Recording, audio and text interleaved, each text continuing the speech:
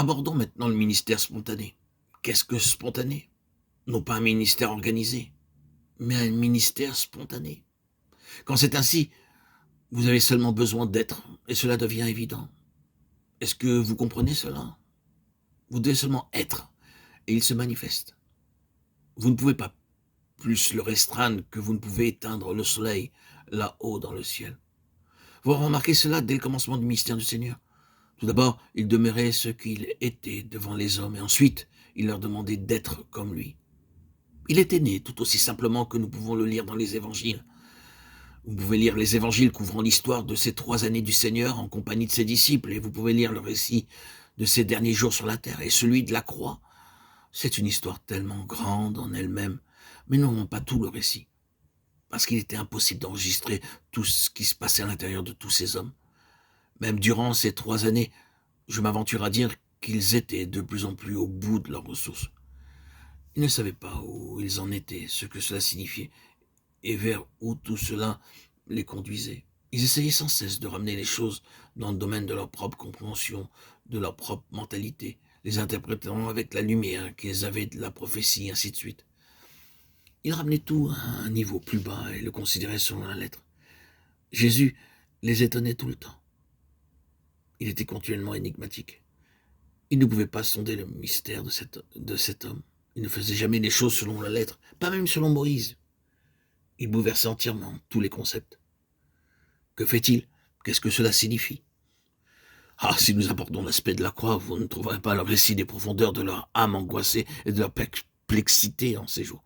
Vous pouvez simplement comprendre cela à partir de votre propre expérience. Et quand le Seigneur commence à faire ces choses-là, en vous mettant à nu ce qui se trouve en vous en profondeur et réfutant toutes vos attentes, paraissant aller entièrement à contresens par rapport avec ce que vous seriez en droit d'attendre de lui, il ne fait pas ce que vous espérez. Parfois, vous êtes dos au mur à cause des interventions répétées du Seigneur contre vous.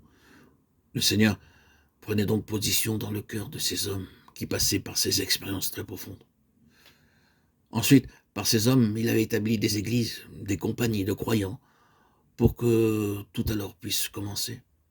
Il y a une espèce de discipline et de formation qui appartient à la vie corporative. Lorsque vous cessez d'être une unité séparée et que vous vivez une vie liée et en relation avec d'autres croyants pour vivre cette vie corporative, une vie céleste sur la terre. Le Nouveau Testament montre que ce n'est pas n'importe quoi ni une chose facile. Vous pouvez penser que c'est une chose très exquise d'être dans une assemblée. Mais ce n'est pas toujours ainsi. Cette assemblée peut passer par quelques douloureuses expériences. Il y a quelque chose qui survient, une œuvre de Dieu qui se fait. Et c'est parfois si profond et si terrible que vous ne savez pas ce que cela signifie pour le Seigneur. Nous enregistrons tout cela. C'est une voix profonde, une voix de souffrance. Nous souffrons ensemble comme une assemblée. C'est une souffrance corporative, un travail corporatif. Ainsi, ces églises étaient amenées à l'existence. Elles passaient par tout cela. Elles étaient enseignées aussi. Mais dans cette voie de l'instruction, de l'enseignement, il y avait toujours le parallèle et la discipline correspondante du Saint-Esprit en eux. L'Esprit Saint avait sa main sur eux et les traitait d'une manière drastique. Alors les choses se manifestaient concrètement.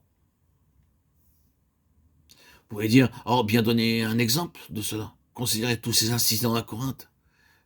Qu'est-ce que Paul leur disait? C'est pour cela qu'il y a parmi vous beaucoup d'infirmes, de malades.